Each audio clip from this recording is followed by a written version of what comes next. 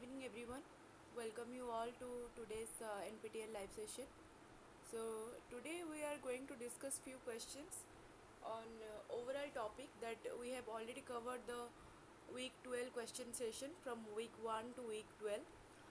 Today we are going to discuss a bunch of questions collected from each and every week sessions.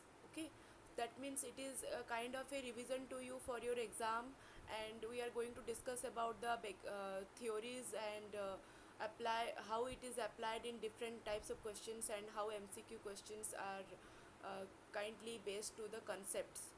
So here we are going to discuss about brief discussion about all the things we have learnt from week 1 to week 12. Okay, so let's wait for 2 minutes more as I think people are joining. So just 2 minutes, then we are going to start.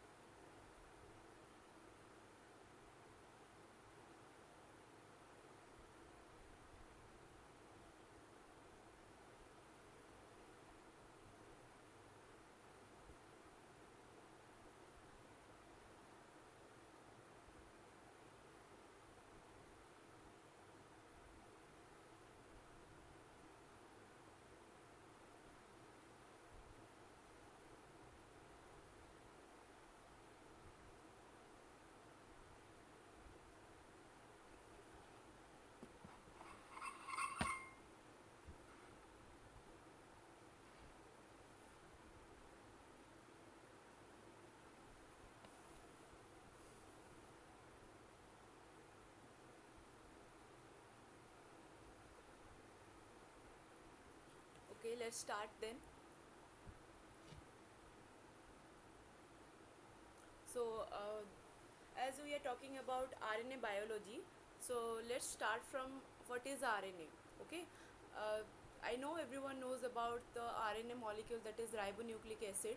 Still, I am going into little bit of basics and conceptual things. Okay, so RNA is kind of a coder, also decoder. So, what is mean a coder and decoder?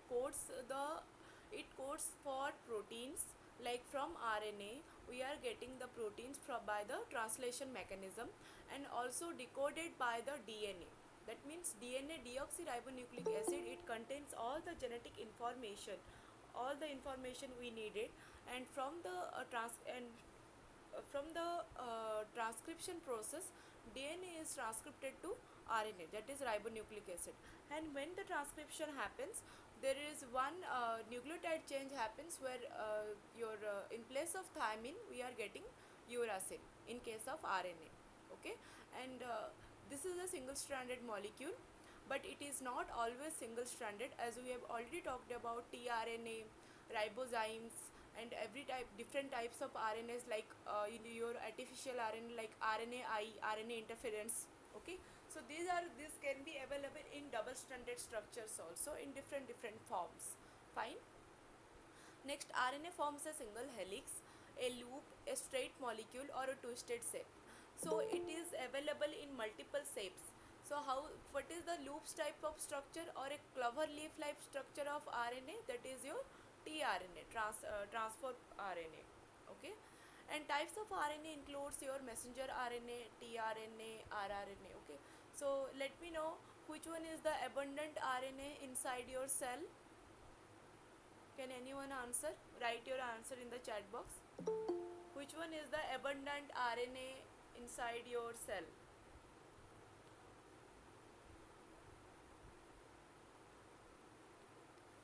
Yes? Now you are talking about three RNAs, mRNA, rRNA and tRNA. So tell me which RNA is abundant inside your cell?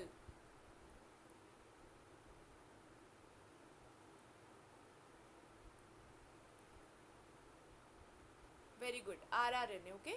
It is rRNA. This ribosomal RNA is very abundant inside our cell. Okay?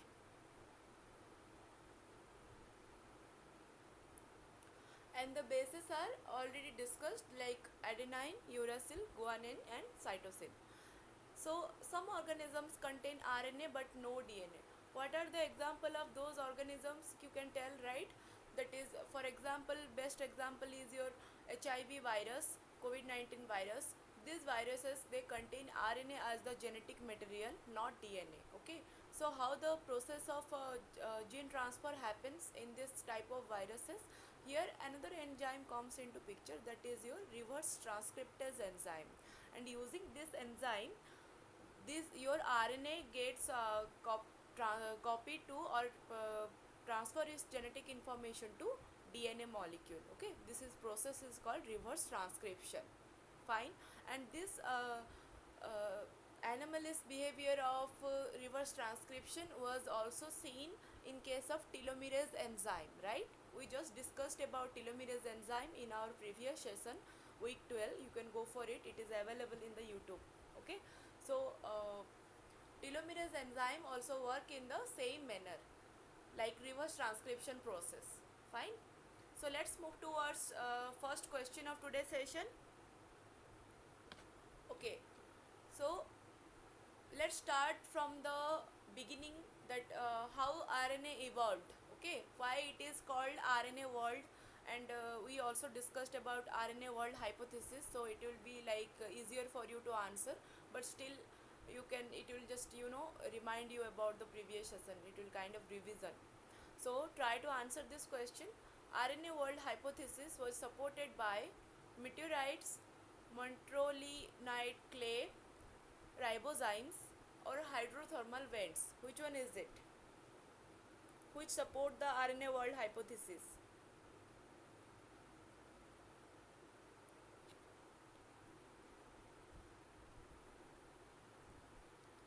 Write your answer in the chat box, then we are going to discuss about it in 2 minutes.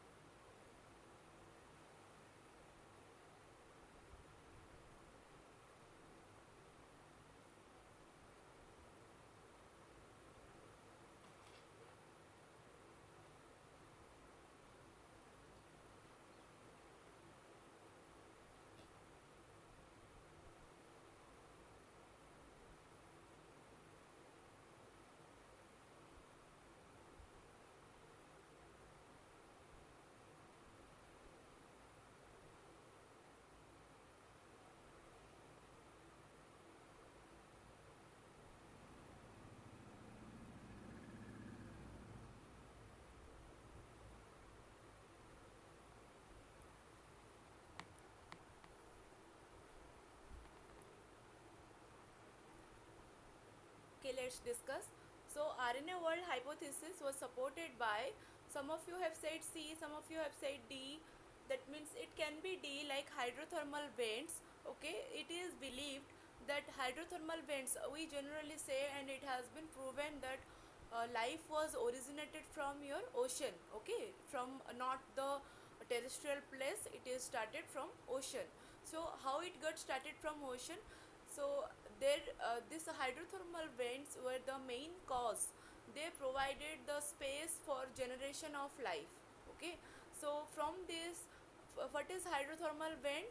That means when your ocean surface get little bit, hot, that produces the air becomes produces carbon dioxide, also with different carbonated products. So these carbonated products and carbon dioxide, they mixed up with different chemical reactions to produce different other molecules which supported the production of life. Okay, so this, that's why we generally call hydrothermal vents has important role in life formation in oceans. But the RNA world hypothesis was completely supported by your ribozymes. We are going to talk about it. Okay, so ribozymes, so what is it? See, this is your RNA world hypothesis. If you look at it, you can understand why it is called ribozyme, not RNA world. Okay.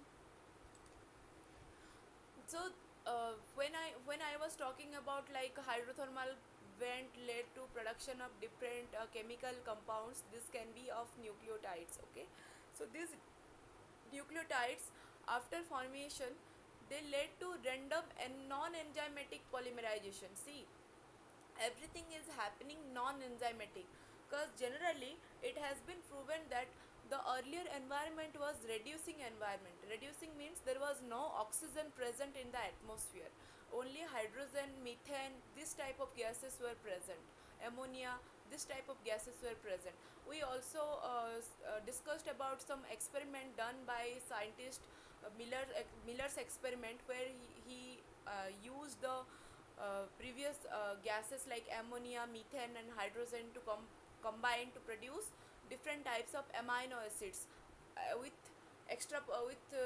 including the high temperature and pressure. Okay, so here we are observing random non-enzymatic polymerization. It was in a reducing environment.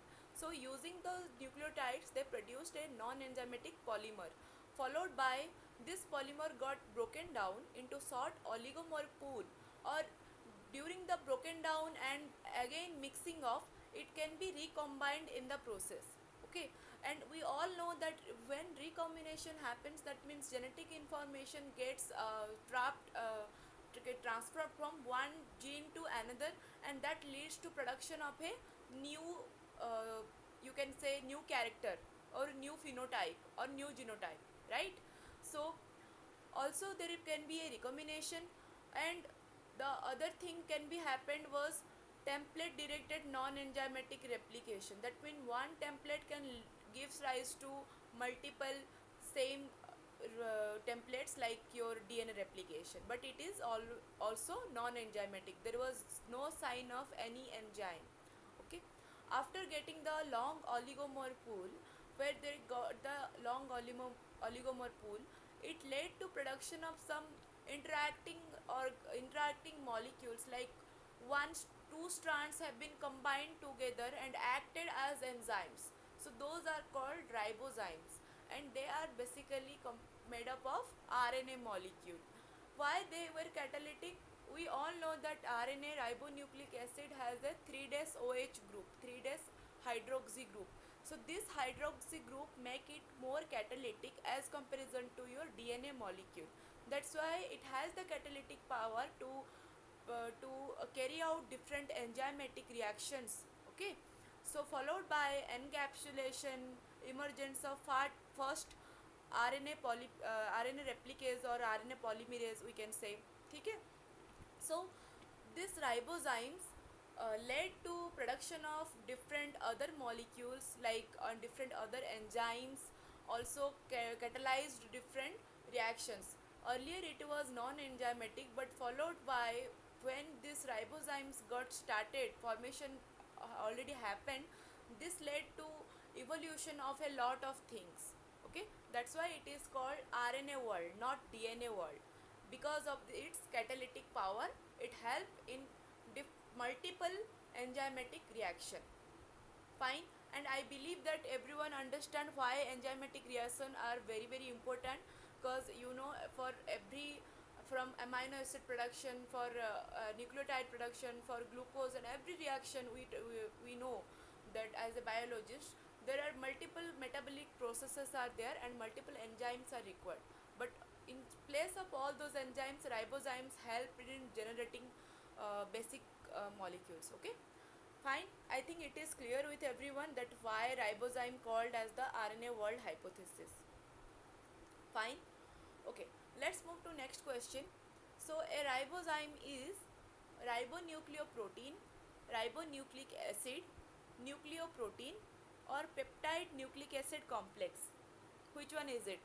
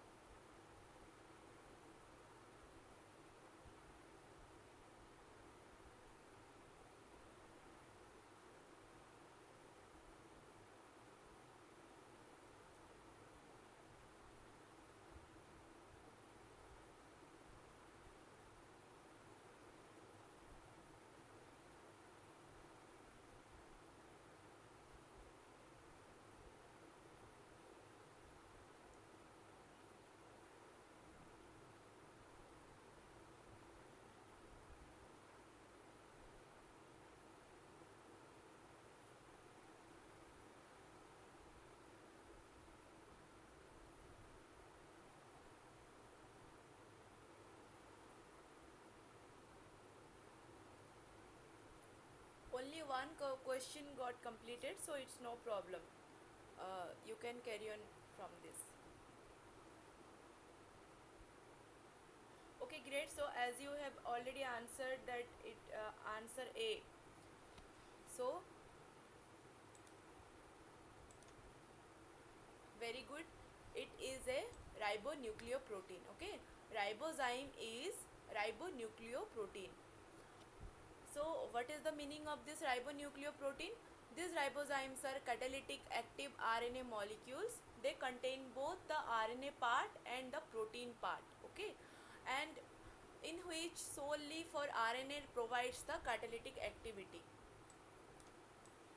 Fine, I think everyone is clear with it, because RNA has the this OH group, that is the hydroxy group, free hydroxy group. Okay, this is very important, that free hydroxy group is present at the 3' position, which help it act as a catalytic molecule.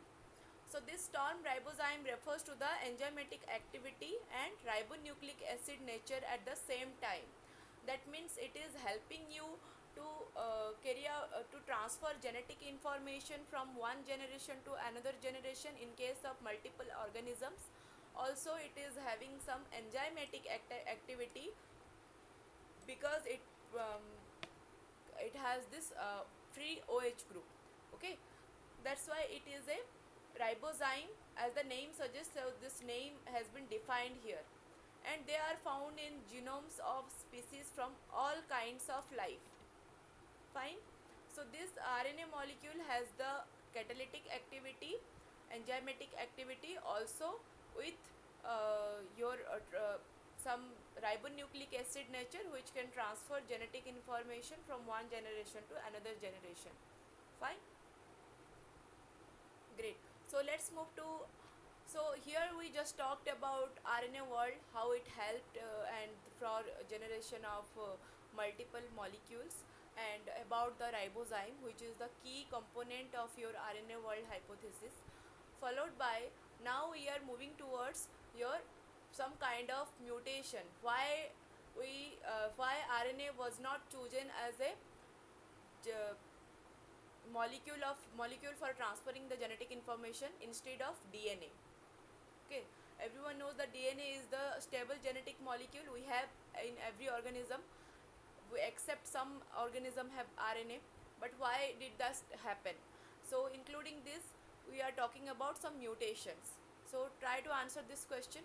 Transversion is any mutation where a purine base is replaced with pyrimidine, or pyrimidine is replaced with purine, followed by purine purine, or pyrimidine to pyrimidine, or a pyrimidine or purine base is deleted. Which one is it?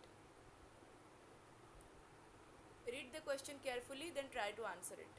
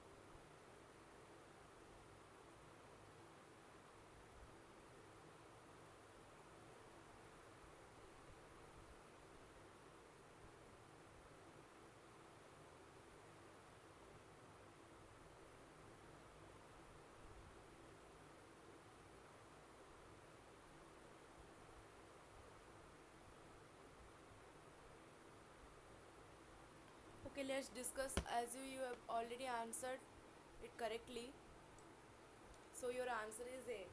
Okay, let's discuss about a little bit. That means when we are talking about transition and transversions, so here comes into picture about purines and pyrimidines. So every one of us know that purines are adenine and guanine. These two nucleotides are nitrogenous bases are purines, while these pyrimidines include your cytosine and thymine. Okay, so what is purine and what is pyrimidine, we just talked about.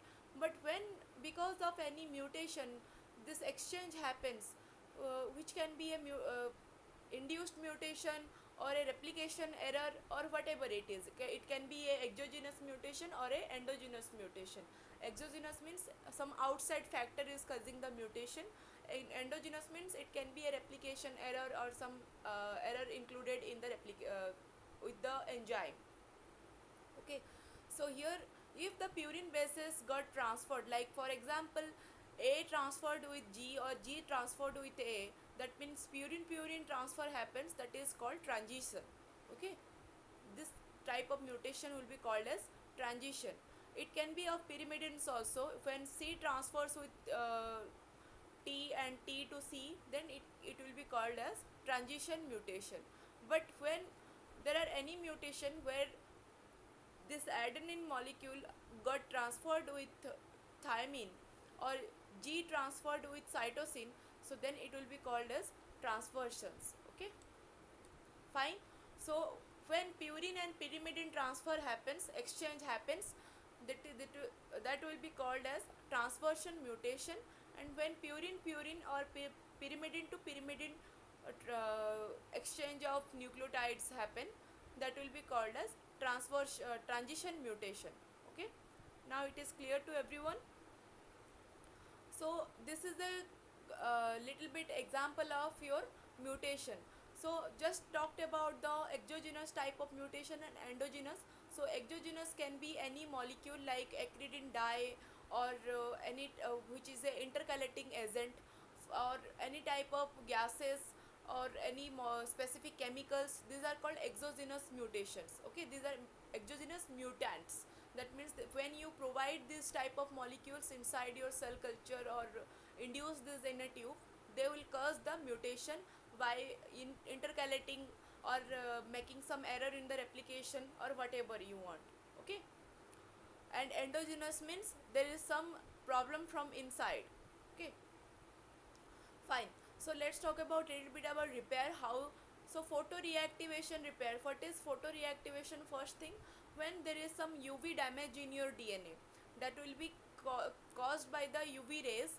So that can be that can cause mutation like thymine dimers, photolesions, which should be repaired immediately, otherwise they can lead to production of multiple malfunction proteins and followed by cancer and other things. Okay, so this photoreactivation repairs UV induced DNA damage, replication errors, interstrand cross links, or A basic sites. Which one is it?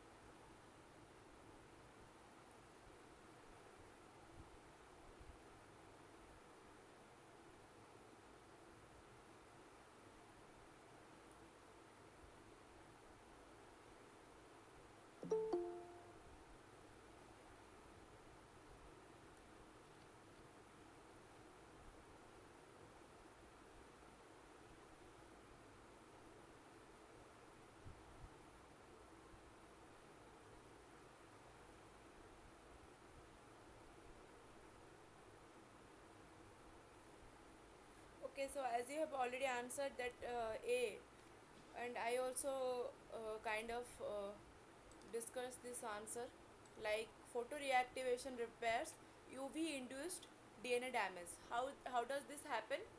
Photoreactivation is the process by which UV inactivated organisms restore their function by repairing UV induced DNA damages with the near energy of UV light, that is 310 to 480 nanometer range. You can remember the range, and the enzyme is called photolyase.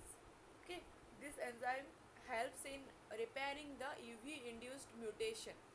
So here, because of UV, you can understand this is a photolesion, you can say photolesion, and formation of CPD in DNA exposed to UV radiation, followed by when this is your UV light, visible light in the range of 310 to 480 nanometer, and use with the presence of this range of visible light and photolyase enzyme.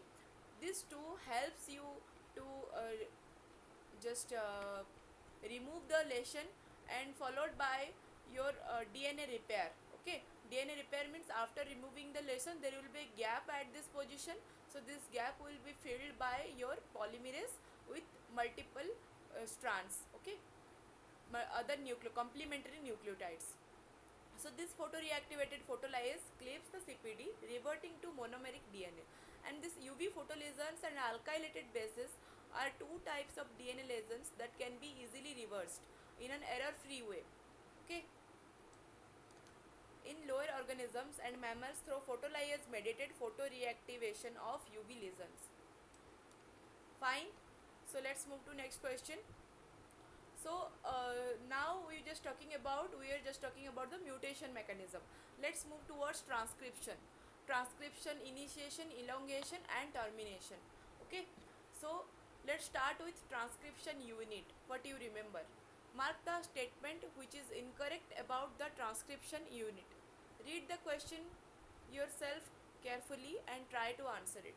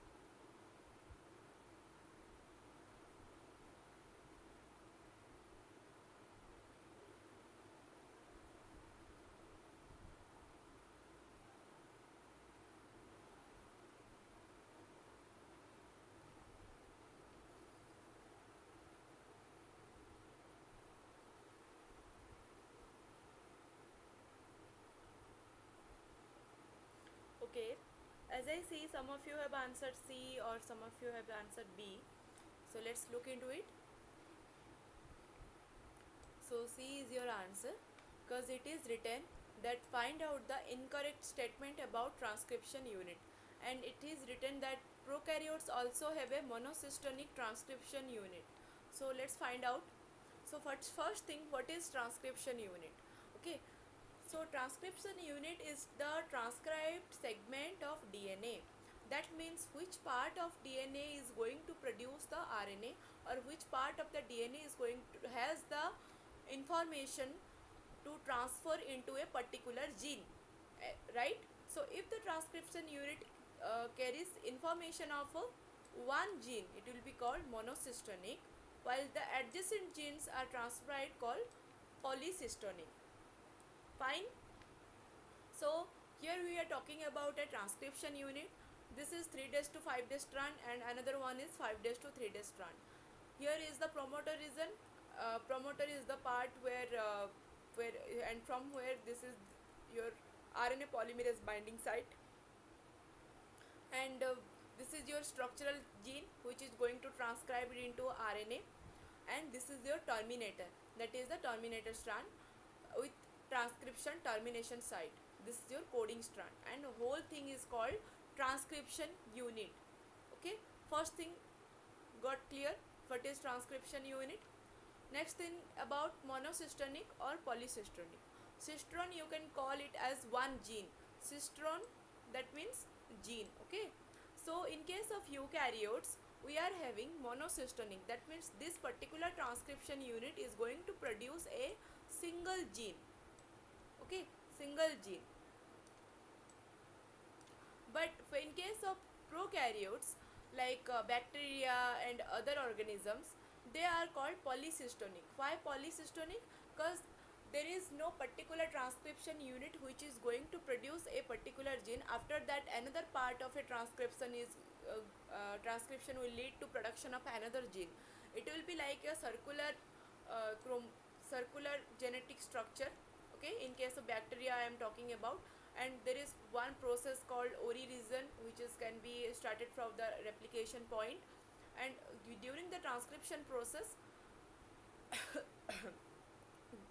so during the transcription process the multiple genes can be taken part in the as a transcription process. That's why it's called polycystonic, that adjacent genes can be transcribed in case of prokaryotes. Okay, and here if we go for each and every option, it is transcribed segment of DNA, it is correct, as we are talking about transcription unit. Okay, those part of DNA which are going to transcribe, this is called transcription unit. Eukaryotes have monocystonic transcription unit, it is also correct. Prokaryotes also have a monocystonic transcription unit, it is wrong.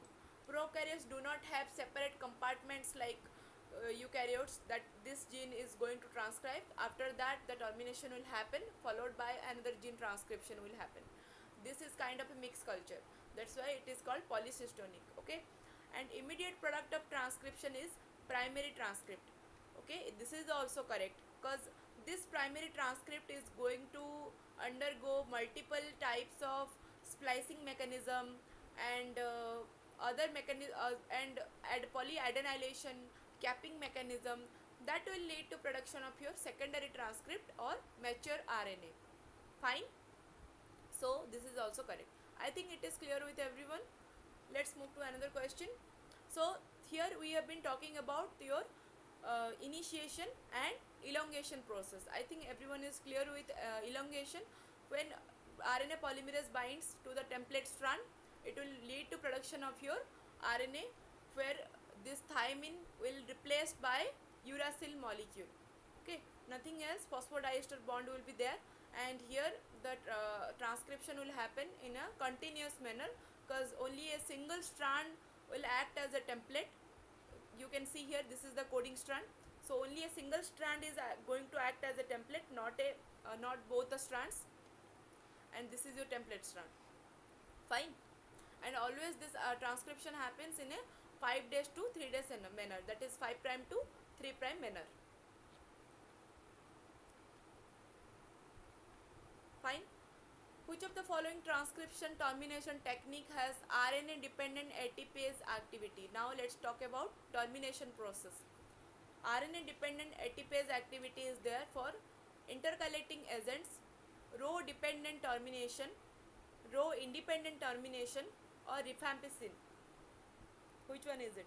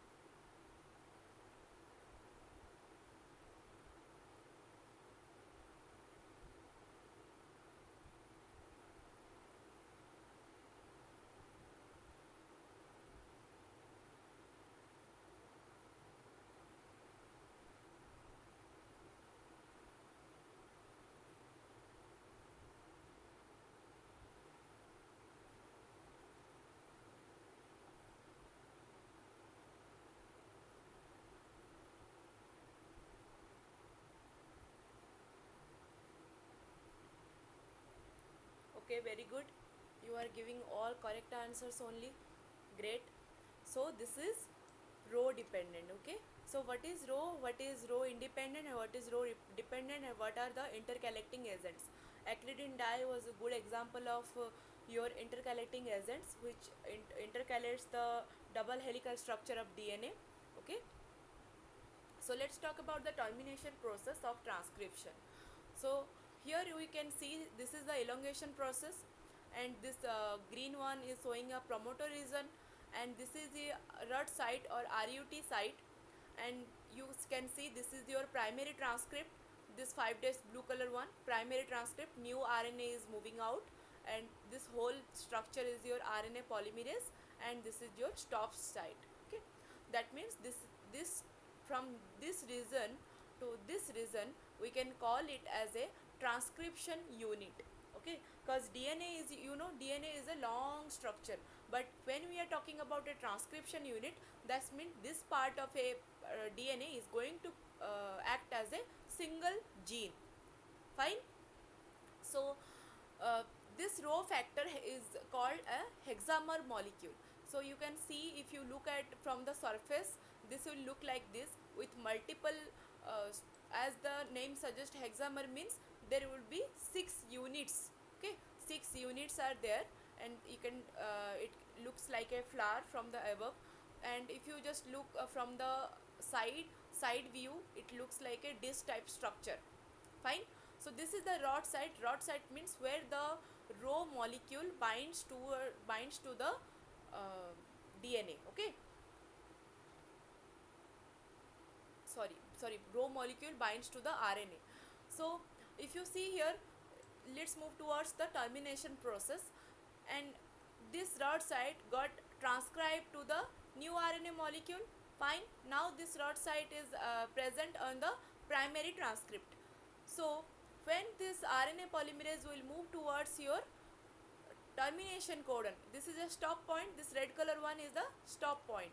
So when it moves towards the stop point, this rod site, what will happen, the row factor will pull out the primary transcript with the help of your ATP molecule, with a using of one ATP molecule where one phosphate group transferred, and ADP will get produced. Here you can see this is the regular RNA primary transcript rod site, and your row factor got bound to it. But now if you look at it, when it moves towards the termination codon, it just pulls it out when to the primary transcript. Now it completely pulls out the primary transcript, where release of RNA polymerase and completed RNA chain happens. Now this RNA polymerase is moving out. Okay, that's why it is called row factor dependent termination, and there is one row independent termination is also. Okay, so, and remember, there is one energy molecule is used when row factor is involved in the termination process of transcription. Fine, this is ATP. I think it is clear. Let's move to next question. Okay, let's discuss about it a little. So row dependent termination, it is signaled by a sequence in the template strand of DNA molecule. Obviously, so what is the sequence? This is the rod sequence. Okay, this is the sequence already present on the DNA, which get transcribed to the RNA. Fine. So, and which are a 40 base pair long in length, inverted repeat or hyphenated. These signals recognized by termination factor called row factor. Rho is an ATP dependent RNA stimulated helicase. So if what is the function of rho? It can be called as a helicase which binds to the signal. Thus RNA polymerase cannot move further, and it dissociates from DNA that disrupts the nascent RNA DNA complex or release of nascent RNA. Why it is called nascent RNA? This nascent RNA is moving towards the post transcriptional modification, which then called as a mature mRNA. Okay. Now let's move towards row independent termination. What is it? It can happen, one palindromic sequence is there, like GC rich sequence. What is palindromic sequence? Those sequences which can be read from left to right or right to left, but they will be sound the same, like this, M A D, sorry, A M. Okay, madam. If I just read it from left to right, it can be MADAM, madam. But if I just try to read it from right to left, like MADAM, it will be same, like left to right or right to left, the reading is same. This sequence is called palindromic sequence. Okay, so one is palindromic GC reach region, which is followed by an AT reach region. So GC rich region, thus RNA transcript of this palindrome is self-complementary sequence. And second feature is highly conserved string of A residues in the template strand that are transcribed into U residues. The RNA transcript ends within or just after them. So let's discuss it or understand it pictorially. So if you are talking about the transcription termination, it can be of two types, like intrinsic termination or extrinsic termination. What is the meaning of intrinsic? When there is no involvement of other enzymes or other molecules and it just happen from the inside, that will be called as a intrinsic termination. And this intrinsic termination can be called as row independent termination. Fine. So let's see. So this is your template strand of DNA, 5 days to 3 days, and this is your coding strand. And if you can see here, from this onwards you are having your new RNA molecule, that is your nascent RNA. But when this happens, there is a particular place, okay, this can be called as A rich sequence. We just talked about it, right?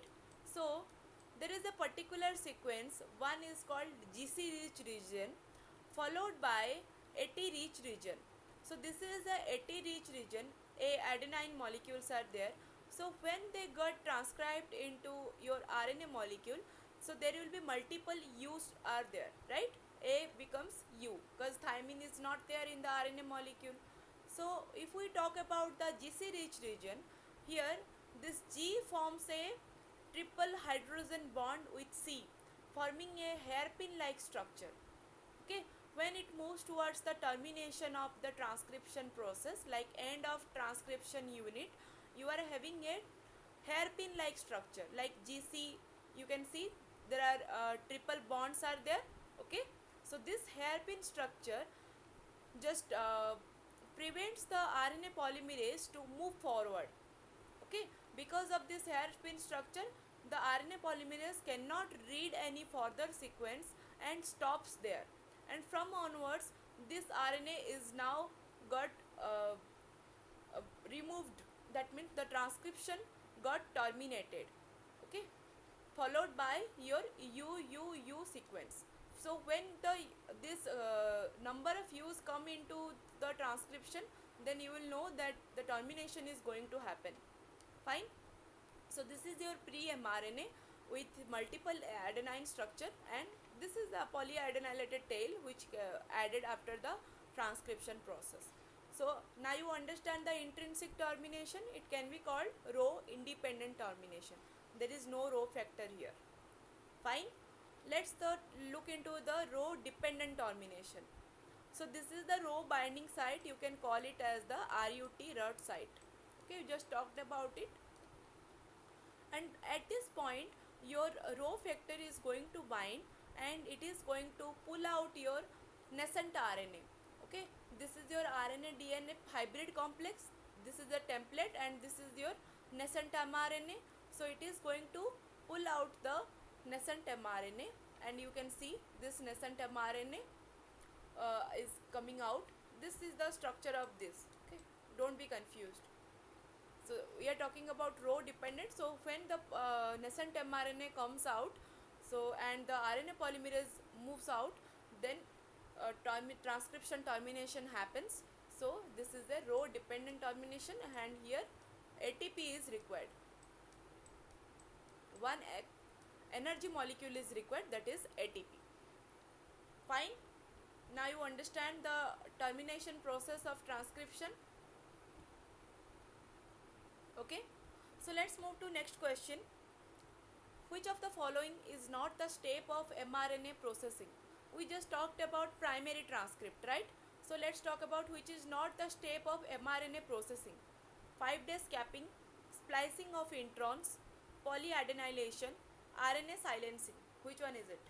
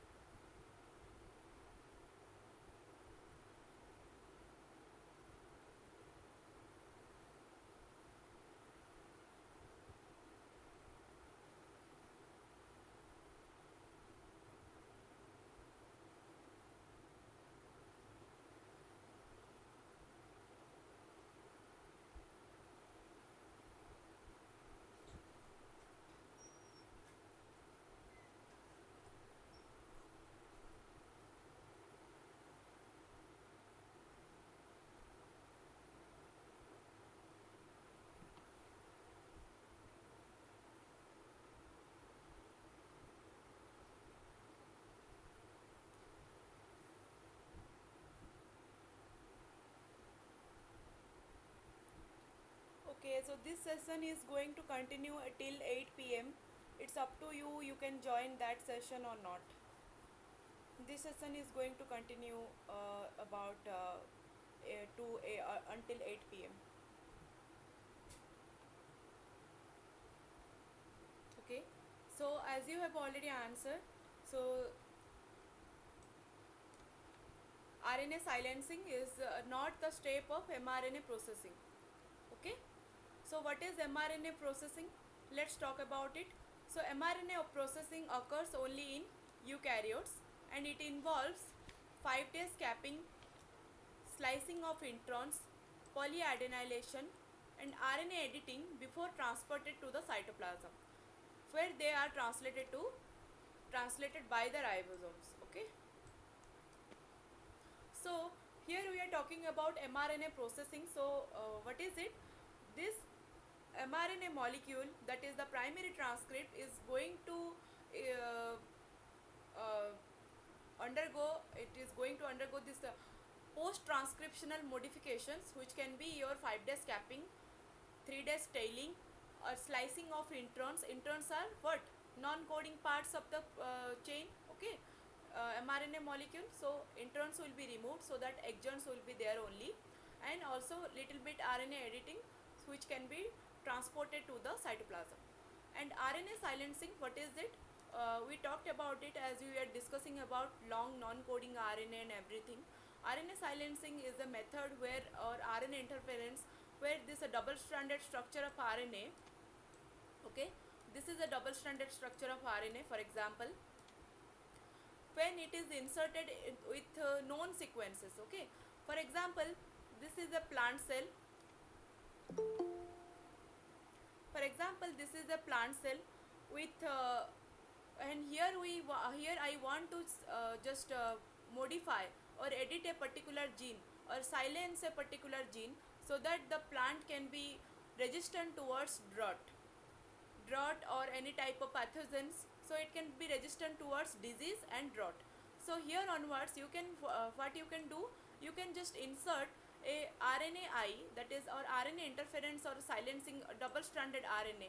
Okay, This double-stranded RNA molecule will get inserted into the plant cell with known sequences like A, Z, T, C, for example. Now, what will happen? For example, let's see. Here it has the sequence called T, C, A, and G. Now, when this double-stranded RNA will move towards the nucleus of this particular plant cell, it will form a double helical structure with this gene. Okay, this strand of your RNA is going to form a double helical structure with its complementary gene. And when a double helical structure of RNA forms, that means it is not going to produce any type of proteins. Okay, that means the particular gene got silenced forever because of the double helical structure. Fine. So that's why it is called RNA silencing. In this process, you can just silence a particular gene if you know the sequence. Okay, and this double-stranded RNA you can make inside your lab or anything. This is artificial. Okay, understood? And specifically it is used to negatively regulate the gene which we know. Negatively regulate means to silence the gene. Fine. Okay. So, which is not a mRNA processing. 5' capping is good, splicing of introns good, polyadenylation fine. RNA silencing is not a mRNA processing thing. Let's answer this question. Which of the following group of introns form stable lariat structure?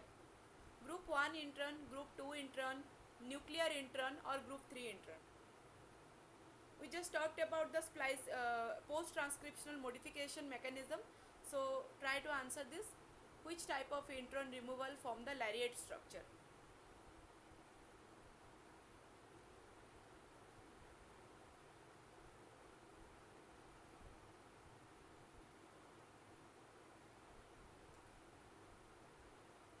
Yes.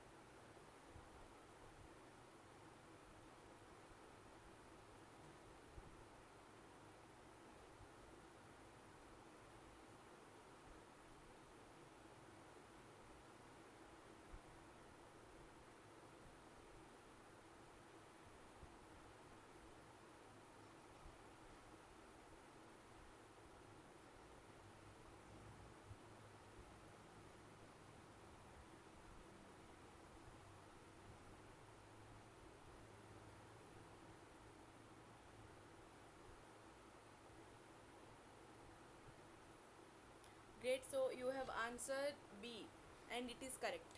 Okay, with group 2 intron. So let's discuss about different types of intron and what is the mechanism of removal of intron. Okay, so this removal of group 2 intron from RNA, which we can call as primary transcript, is in the form of stable lariat structure, while group 3 intron removed as a intermediate lariat. Fine. So what are these different types of introns? These group 2 introns are found in bacteria, bacteriophages, and eukaryotes, and the splicing mechanism is self-splicing. Fine, we are going to discuss about all the splicing mechanism. Group 2 is bacteria, archaea and eukaryotic organelles. It is also self-splicing. And nuclear pre-mRNA, as the name suggests, it requires some mechanism called spliceosomal mechanism. This is the ribonucleoprotein complex called spliceosome. And tRNA, genes in bacteria, archaea and eukaryotics, and this is specifically enzymatic removal of introns. Let's talk about a little bit about spliceosome. What is it? So this is spliceosome are large ribonucleoprotein complex found primarily within the eukaryotic cells, not prokaryotic cell. So when you talk about nuclear pre-mRNA, that means we are talking about eukaryotes only, not prokaryotes. Do not get confused. Okay. So spliceosomes are included in eukaryotic cells. Okay. So this spliceosome is assembled from small nuclear RNA and numerous other protein. So what is small nuclear RNA? So this can be called as SNRPs.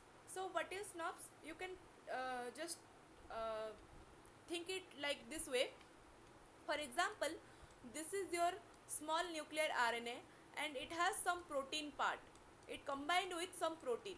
Now this is a single molecule of SNRPs. It can be pronounced as SNRPs, that is snRNP. Okay, so this snRNP is a combination of snRNA and small proteins, numerous proteins. Now let's see, when this multiple like 100 molecules of snRNP combines, they produce a single spliceosome. Understood? A single snRNP is a combination of snRNA, that is small nuclear RNA, and some proteins. Okay, so that will be called as snRNP. This will be called as snRNP, as it is a combination of RNA and protein. Now this multiple snRNPs are combined to produce one spliceosome, big spliceosome. Okay. So this spliceosome, as the name suggests, and snRNA is already involved, that's why it removes intron from nuclear pre-mRNA. That means when the mRNA are required for nuclear genes, nuclear gene transcription and translation process, these are called nuclear pre-mRNA. Fine. And this process is generally referred to as splicing. Removal of introns happens using the spliceosome mechanism. So what is a spliceosome? This is a ribonucleoprotein. It has some snRNA, that is small nuclear RNA, also with multiple proteins. So when we are talking about small nuclear RNA, that means we are talking about eukaryotes, not prokaryotes. Okay. So whenever spliceosome comes to your question, then think about the eukaryotic mechanism, not prokaryotic. Fine. Let's talk about the group 1 intron splicing mechanism. So how this happens? This is also called autocatalytic or self-splicing mechanism. So in this process, what happens? One external guanine residue comes into picture. Okay. This is your 5' exon. This is your 3' exon. Exons are the coding sequences of your primary transcript, and introns are the non-coding sequences. Got it? So we now want to remove the intron part, which is just in a helical structure. We can see here, right? Now you can see this guanosine from the outside is affecting the 5' position. This is your 5' position, right? 5' phosphodiester bond. So I think everyone is clear with phosphodiester bond. This is a phosphoester bond between two nucleotides. So when we break the phosphodiester bond, that means the nucleotides got separated. Okay. So here what happens? This OH group is there, and this is a guanine molecule. This OH has, when there is a free OH group, always remember it has some catalytic power. That means it can break or make bonds. Okay. So because of this catalytic power, this OH group is now affecting the phosphodiester bond at the 5 days position, and after that it just breaks through the hydrolysis process, and here one this phosphodiester bond got broken. Fine. Now this OH group which is present at the 5 days position, it affects the 3 days position exon, 3 days position nucleotides or 3 days position phosphodiester bond and breaks it. Got it? Now at first the guanine from outside is going to break the 5 days phosphodiester bond. After that, this 5 days phosphodiester bond OH group is going to break that 3 days phosphodiester bond. In this process, this intron got removed and the 5 days exon and 3 days exon got ligated towards each other, forming a mature mRNA. Understood? So this 3 days OH exogenous guanosine. Exogenous means from outside guanosine. It attacks the phosphodiester bond at the 5 days splice site, G covalently linked to intron, and 5 days exon now contains the 3 days OH. Okay, so you can call it as a transfer of phosphodiester bond. That's why, and other thing is transesterification. What is sequential transesterification? That is one after another transesterification is been happening. Got it? So let's move to group 2 intron splicing. What is group 2 intron? So in case of group 2 introns, there is one branch point with adenosine residue. Okay, adenine is there, and it occurs with spliceosome dependent splicing and group 2 introns. What happens here? There is one branch point is there, and from the branch point we have this OH group. So as we have already discussed, this OH has some catalytic power and it can break the phosphodiester bond. So in the step 2 position, it is going to attack the phosphodiester bond at the 5 days position. Okay. After attacking the phosphodiester bond, you can see it is forming a phosphodiester bond. This G is forming a bond with A. That means, and it is having an OH group, right? So this OH group is now going to act on the exon 2 and or exon 2 3 days position phosphodiester bond, and it is going to break it. Now you can see a stable lariat got formed. This is a lariat shaped structure. Okay, this is a excised intron lariat. Why it is stable? Because phosphodiester bond got formation was happened between guanosine and adenine. Fine. Because of the phosphodiester bond between those two nucleotides, this form a stable lariat structure. Here also excised intron is there, but this is not stable. Got it? Why it is not stable? Because there is no specific phosphodiester bond which makes it stable. But in case of group 2 introns, because of this branch point adenine residue, okay, this makes the process more stable. Understood? When you talk about a stable lariat structure, always remember there is some branch point that is which having adenine residue, and this branch point adenine residue is going to start the splicing mechanism. Fine. And it happens with group 2 introns. Understood? There is one thing called group 3 intron. They form a intermediate lariat. Okay. When we are talking about stable, that means group 2 introns are there, intermediate, then group 3 intron. Fine. So let's talk about the exogenous guanosine binding. We just talked about it, but this picture is quite clear, so I am going to repeat it again. So from the guanosine binding site, that means this is your intron and it has a guanosine residue. So this exogenous guanosine is going to act on the 5 days phosphodiester bond, okay, and it is going to break the phosphodiester bond between two nucleotides with leaving one OH group. And as you can understand, this 5 days OH group is going to act on the 3 days phosphodiester bond. Fine. This 3 days guanosine binding site is there and it going to break it here, phosphodiester bond. Okay, this phosphodiester got, bond got broken, followed by removing one excised intron. This is the 5 days and 3 days strand with guanosine residues, and this is called excised intron, and the exons got ligated with each other. Fine. This is the whole mechanism of your splicing in case of your group 1 intron, group 2 intron. Okay, in case of group 2 introns, you are getting a stable lariat structure because of the branch point. That means it is a intrinsic mechanism. From inward, the splicing is happening. But in case of your group 1 introns, this is the extrinsic mechanism. From the exogenous guanosine, you are having the transesterification process. Okay, that means your phosphodiester bond is getting broken, and after that OH group appears, and from the another phosphodiester bond is going to break. Understood? Fine. So I think it is clear with everyone what is the splicing mechanism. I thought it is quite good concept, everyone should understand. That's why I just repeated it.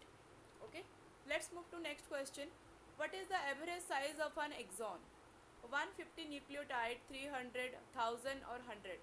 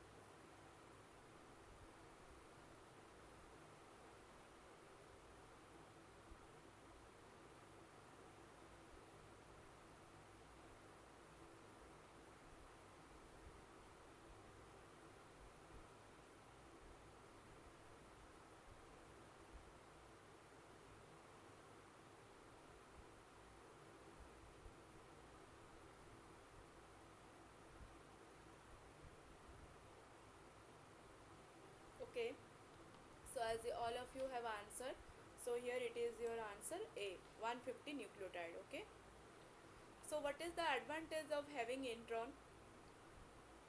So this intron, because of this, we are having multiple proteins from a single chain of gene. Also, it is the main reason of evolution. Okay, the biological advantage of alternative splicing is that two or more polypeptide can be formed derived from a single gene.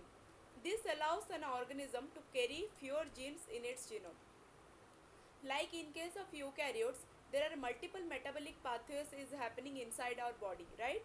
And because of these multiple metabolic pathways, we require a lot of enzymes, lot of proteins. But if we just carry a single gene and single sequence of mRNA for or a single transcription unit for a particular protein, then there will be multiple and there will be billions of gene and sequences will be inside our body, which is very very complex. It is already complex and it will make it more complex.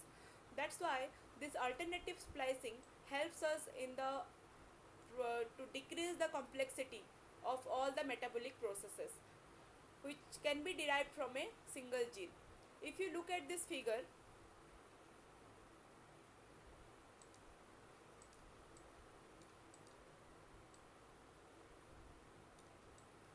okay, if you see this figure, you can understand this is your DNA, okay, this is your DNA, and this is your promoter gene, promoter region, and this is the gene, okay. For example, this is your transcription unit, and this is going to form a primary transcript or a nascent mRNA, and from this nascent mRNA we are getting, okay, so this is exon 1, I am just writing it 1, 2, 3 and 4. This is 5 days untranslated region, and this is 3 days untranslated region, followed by your poly A tail, and this is the capping mechanism is there at the 5 days end, right? So from this alternative splicing, what happens when we just combine the all 4 exons, we are getting a multiple polypeptide with 4 subunits. One subunit from exon 1, exon 2, exon 3 and 4. All of them are providing us a single subunit, and after that we are having a polypeptide with multiple subunit, okay. But when we just combine A1 and 2, it is going to another protein, 2 and 3 another protein, 3 and 4 another protein. That means it is kind of a shuffling process, okay. When you just combine 2 exons, like for example here I want to combine 1 and 3 and just remove exon 2 along with these introns. That means you are getting a protein with 2 subunits from exon 1 and exon 3, and it has different role other than this multipolypeptide. Understood? So this is the process of alternative splicing, which helps us reducing the number of genes we carry in case of eukaryotes. Fine. So let's answer this. When pre-mRNA spliced more than one way, it results in truncated RNAs, incomplete RNAs, RNA isoforms, or RNA concatamor. Which one is it?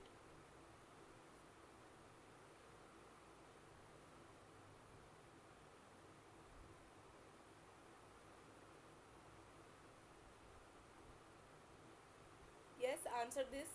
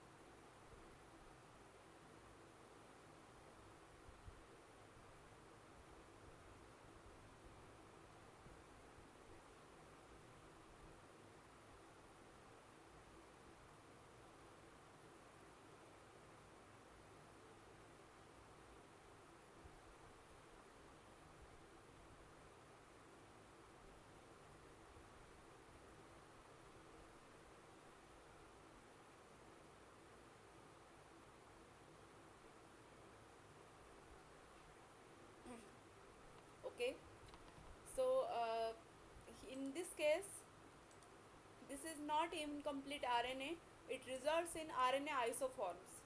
Okay, we are going to discuss about it. So the potential for an increase in phenotypic diversity without increasing the overall number of genes can be achieved by alternative splicing, and it is achieved by altering the pattern of exons that are spliced together. I just discussed about it, right? And different proteins can arise from a processed mRNA from a single genes. That means a single gene can produce multiple proteins by the process of alternative splicing.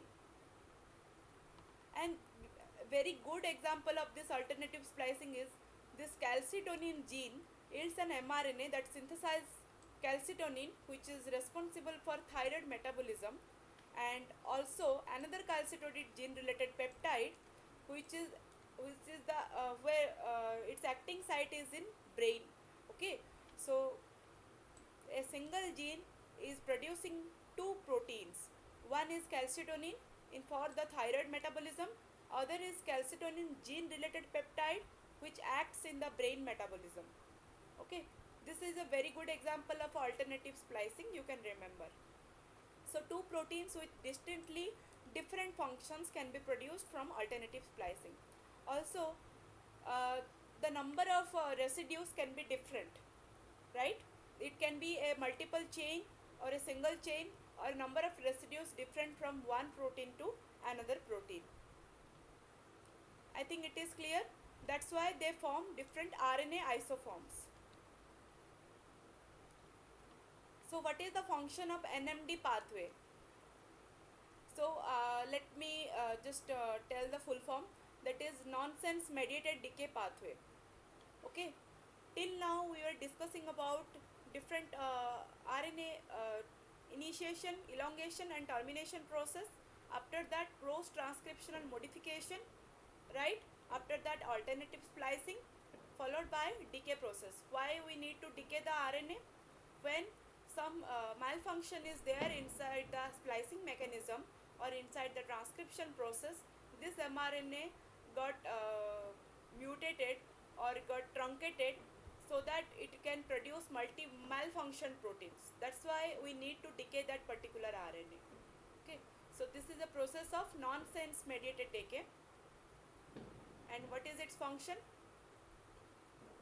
Promote transcription, promote translation, or degrade PTCs or non.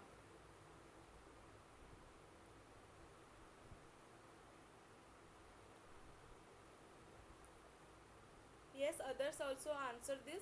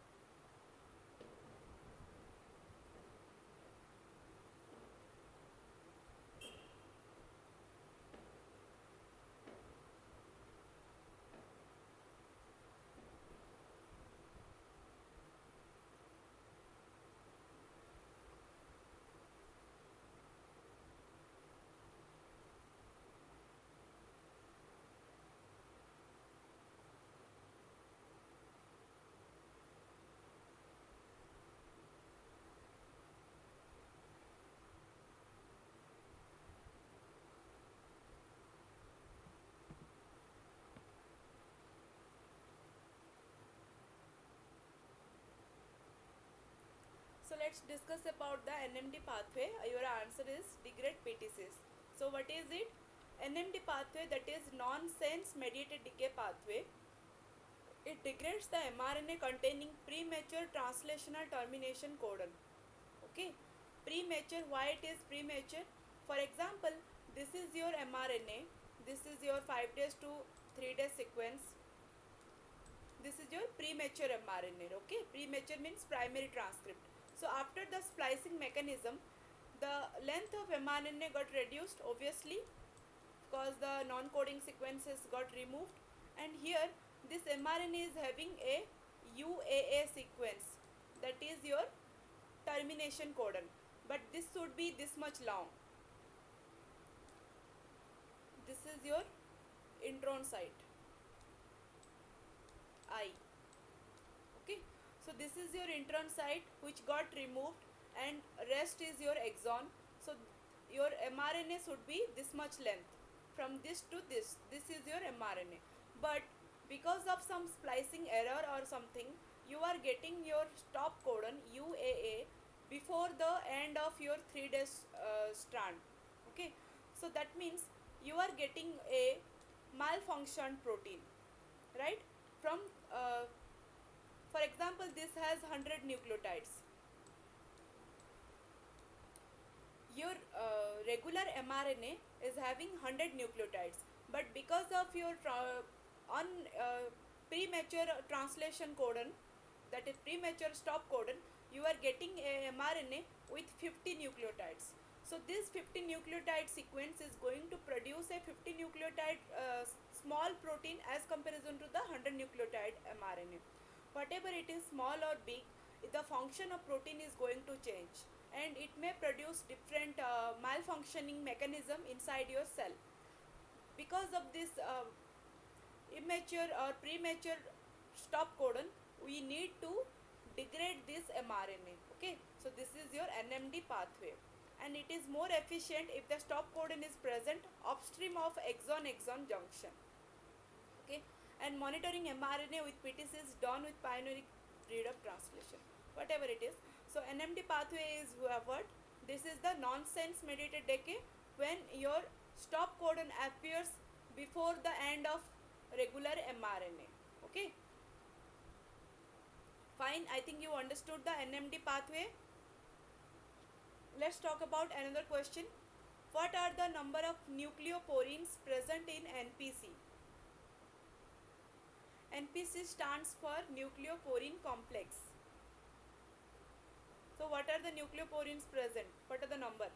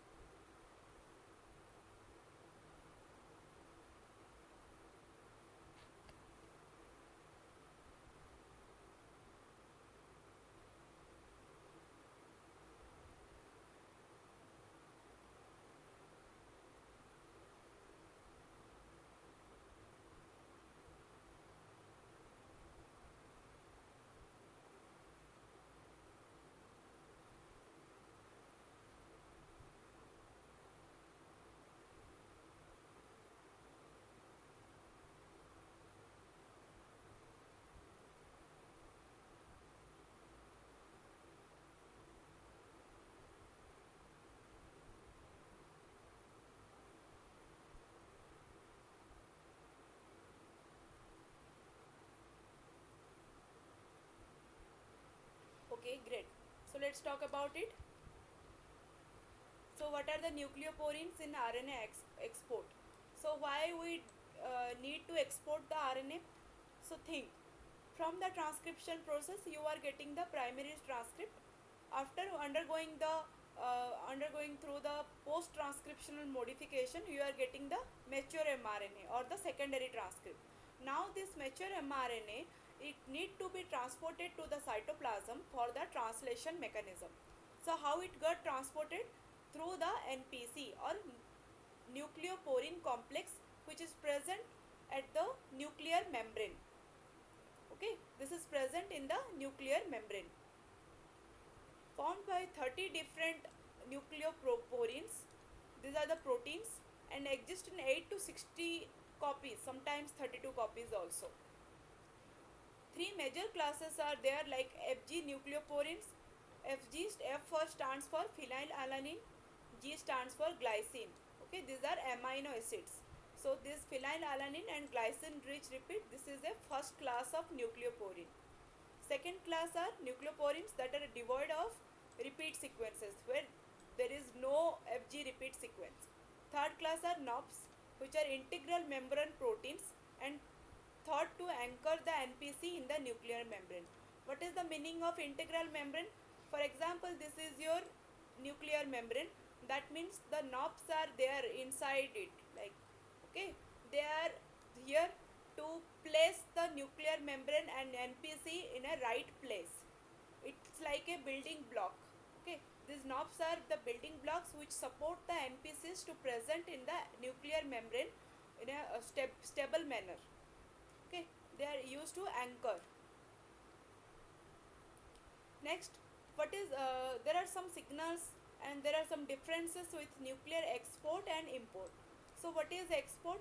This is your export signal, this is your import signal. And what are the different proteins responsible for export? They are called exportins or karyopharines, and these are called importins, right?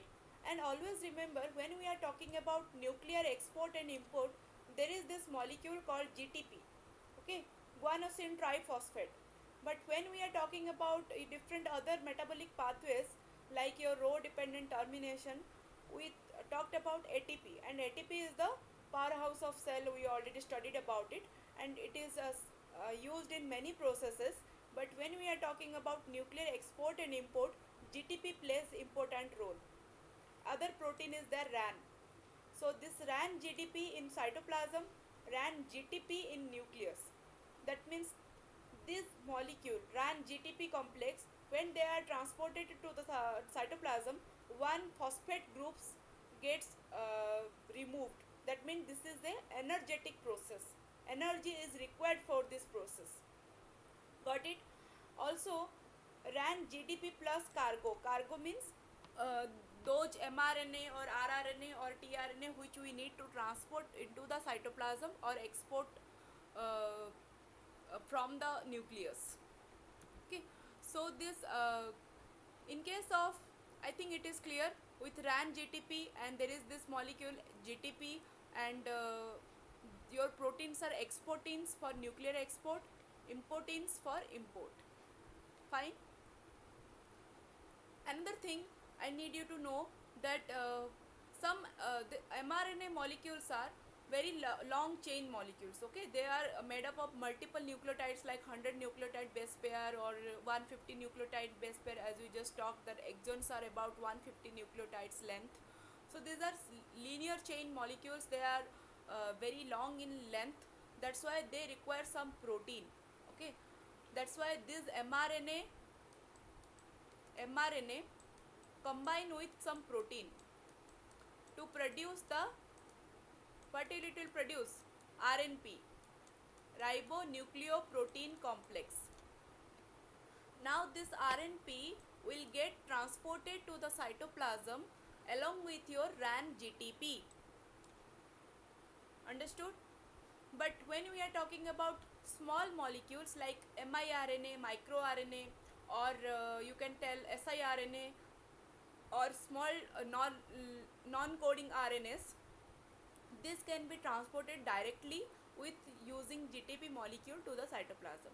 But when we are talking about long chains like mRNA, it will need some protein, so that the protein will combine with the mRNA and it will produce a ribonucleoprotein complex. This will act as a cargo molecule along with your exportin and RAN GTP. Fine, understood? Let's move to next question. Which energy molecule is required for exportin T and tRNA complex? So here we are just discussing about mRNA transportation. Let's talk about tRNA transportation. The tRNA also need to transport from your nucleus to cytoplasm to carry out translation process. So which energy molecule is required?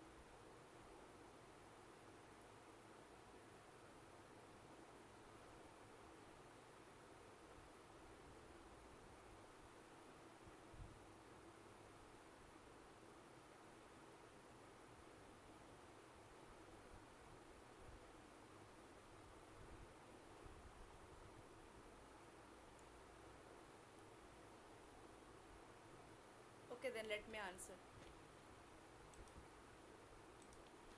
Fine. So they require the GTP molecule. Okay, we have already discussed about the things like nuclear exportins and importins.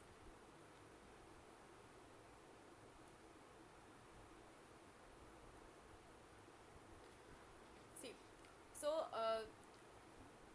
now we're just talking about the transportation of mRNA, tRNA and different RNA molecules towards the cytoplasm.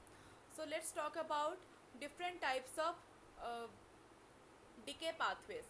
For what are the decay pathways and why we need decay? When there is some problem with the mRNA molecule, like there is the mRNA molecule got mutated, or it got the length of the mRNA got shortened, or some stop codon appears randomly, then we need to decay that particular mRNA so that it will not produce any malfunction protein or degrade the whole mechanism of your cell, right? So there are different types of decay pathways present. So let's move into this. Which one is a scavenger decapping enzyme? Okay, so before answering this question, let me clear it for you. There are three types of decay pathways generally present, that is deadenylation dependent decay pathway, adenylation dependent decay pathway, and your endoribosome endosome dependent decay pathway. So try to answer this question. Which one is a scavenger decapping enzyme?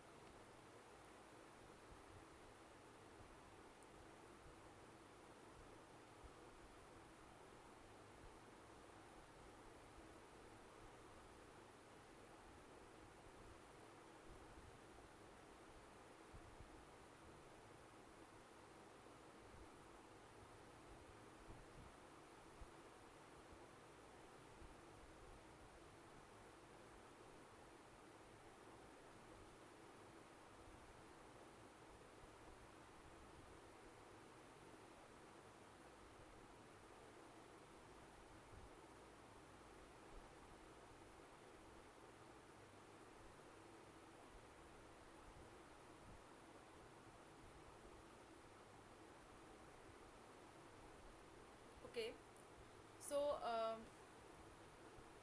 let's discuss the deadenylation dependent decay pathway. Okay, so this is your transcription mRNA with 5 days cap and 3 days tail.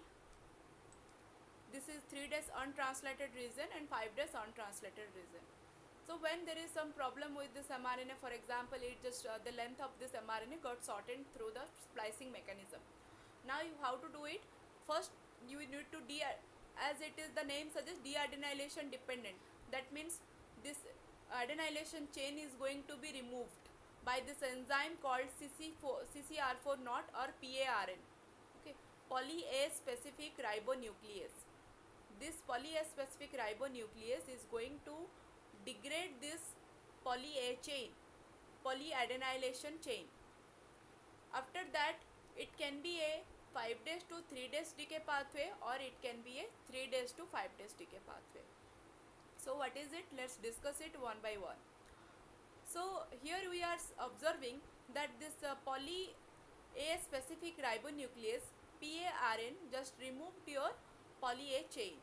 After this strand, that is 3 days UTR region got opened. Here binds out the LSM1 to 7. This is a multi-subunit protein, and this multi-subunit protein activates and acts as a what you can call it as a activator or a regulator of this decapping mechanism. So when the LSM1 to 7, this protein multi-protein complex binds to the 3 days region, it allows for decapping. So decapping mechanism happens with DCP2 and DCP1. It has both catalytic activity. You can observe that DCP2 and DCP1, they just remove the 5 days cap, that is 7-methyl guanosine.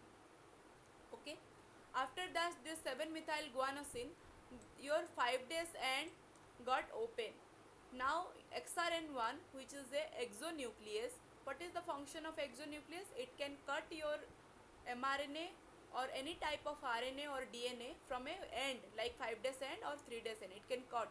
But XRN1 has 5 days to 3 days activity. That's why it can cut from the 5 days site. And you can observe that the mRNA got degrade after that. Understood? This is your 5 days to 3 days decay pathway. After that, let's move to 3 days to 5 days.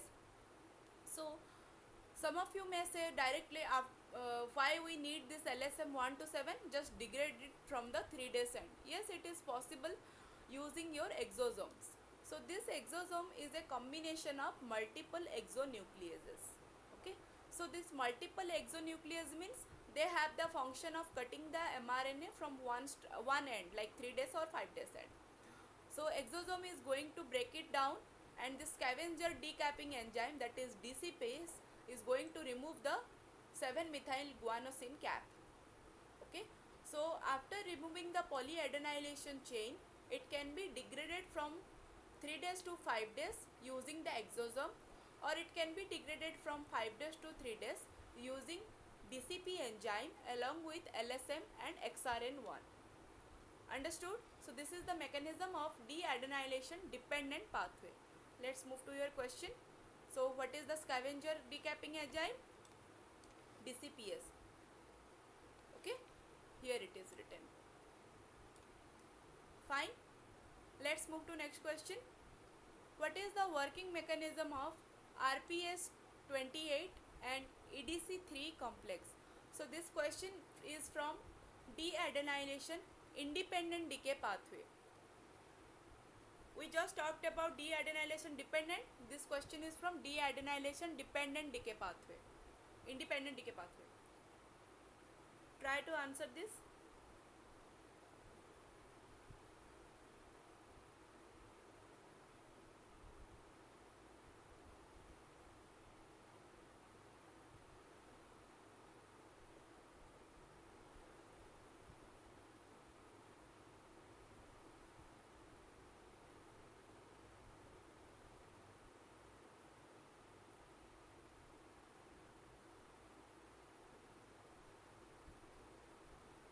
Okay, let me discuss this then. Okay, so this is your deadenylation independent mRNA decay pathway. So it requires direct removal of 7-methyl guanosine cap from the 5 days end of mRNA. As you are just keeping the polyadenylation chain, that's why it requires the removal of 5 days end capping. Otherwise, how can you just degrade the mRNA, right? So for this, we require specific protein like RPS28. It binds to its own mRNA and recruits EDC3 to facilitate decapping.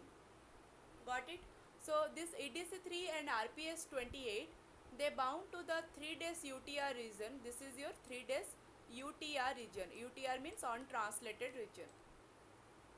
So this 3 days UTR region, here EDC3 and RPS28 binds here and facilitates the decapping process using DCP1 and DCP2. So already discussed, DCP1 and 2, they remove the 7-methyl guanosine cap. After that, your 5 days end got open, and from onwards, this XRN1, which is the exonuclease, and it acts in 5 days to 3 days manner. Got it? When your 3 days end is open, your exosome can cut it, but when your 5 days end is open, XRN1, which is the exonuclease, is cut from 5 days to 3 days end. Now the mRNA is going to be removed or degraded. Understood?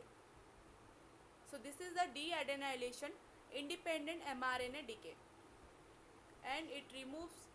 So what is the process or mechanism of RPS EDC3? It removes the 5 days cap.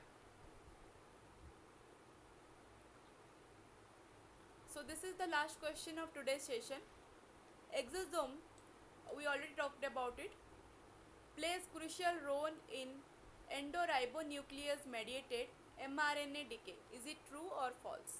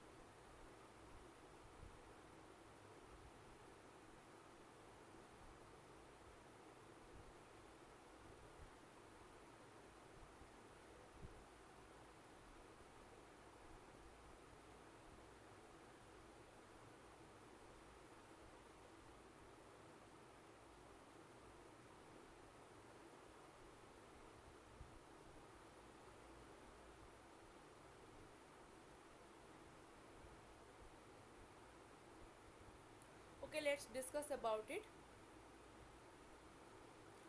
So this is your endoribonuclease mediated mRNA decay pathway, and the cleavage is by endoribonuclease produces two RNA fragments. So as the name suggests, endo means from the inside, and it cuts at a specific sequence. Okay. First we studied about your polyadenylation dependent decay pathway, where polyadenylation got removed after the mRNA degradation process starts, and when the independent pathway, where some RPS complex binds to the 3' UTR region, and they promote the removal of 7-methyl guanosine cap, and after onwards XRN1 can cut it from 5' to 3' pathway. Got it?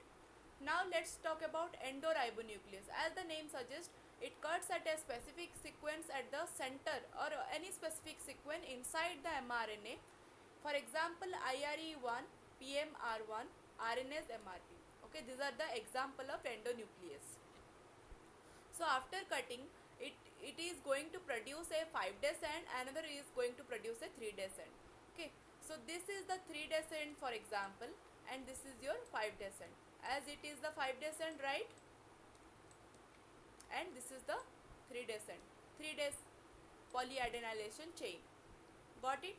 Now this 3' to 5' decay, what happens? Here you can observe that your 3' end of this particular mRNA is open, and as the 3' end is open, exosome is going to cut or degrade the mRNA, because exosomes cut in a 3' to 5' manner. And what is exosome? It is a combination of multiple exonucleases. Okay, this multiple exonucleases, they can cut in a 3' to 5' manner. Fine. So now in this mechanism, this mRNA is going to be degraded. But when we are talking about 5' to 3' mechanism, we require XRN1. This is the exonuclease which can cut in a 5' to 3' manner.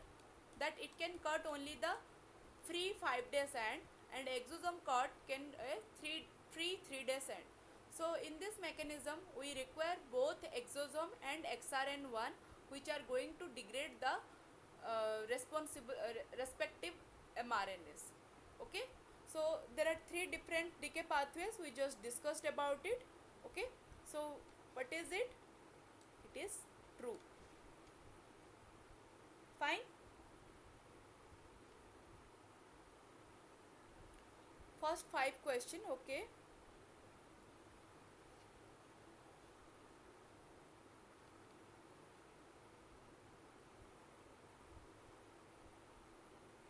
So first question was about the RNA world hypothesis, was supported by which meteorites or Montreal clay or ribozymes or hydrothermal vent. So here this RNA world hypothesis was supported by your ribozymes. Why? Because if you see, look into the RNA world hypothesis, earlier these nucleotides got produced, and these nucleotides combined together to produce different types of oligomer chains. After this, these oligomer chains, when they combine to produce a double helical structure, they acted as RNA molecules. Okay, and it has some catalytic power. Why it had some catalytic power? Because of the free 3' OH group of RNA. Okay, because of the extra hydroxyl group, it can form and break bonds, or it can regulate different enzymatic pathways, followed by the ribozymes helped in multiple metabolic processes to produce basic molecules like your nucleotides or amino acids or sugars, like this. Okay, that's why ribozymes are the important component or driving force of RNA world, previous world. Next one is ribozyme is a ribonucleoprotein. It has both RNA part and it has both protein part. Okay, this RNA part acts as both it has both enzymatic activity because of the free OH group, and it has some nucleic acid power. That means it can transfer genetic information from one organism to another organism. even now also some viruses like HIV viruses is having RNA as the genetic material instead of DNA. And it was transversion is any mutation where your there are different types of mutation called transition and transversion. In case of transition, two purine bases got interchanged between them, like adenine to guanine or guanine to adenine. But when we are talking about transversion, that means one purine is going to exchange to with one pyrimidine, that means AT or GC. This is the transversion mutation, while transitions means transfer between two purines or two pyrimidines. And last question was photoreactivation repair.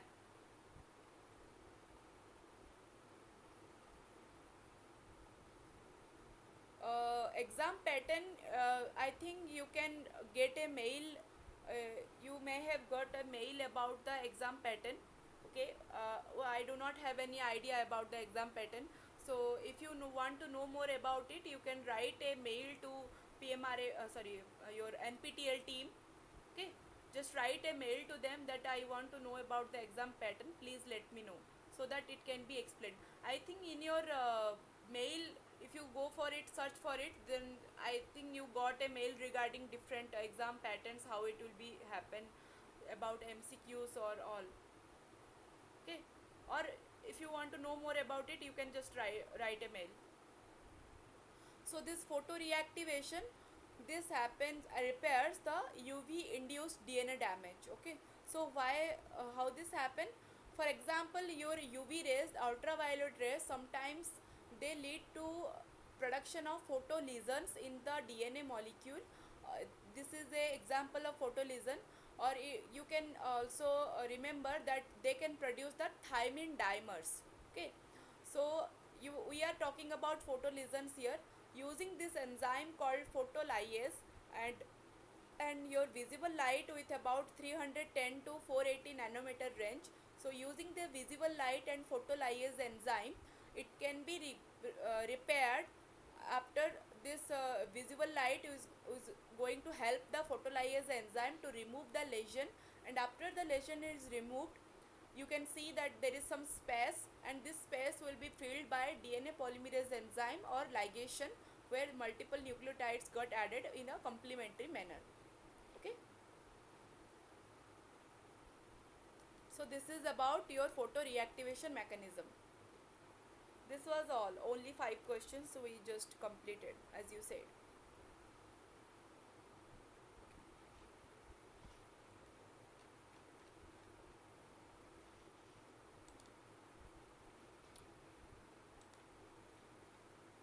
Anything else you want to know?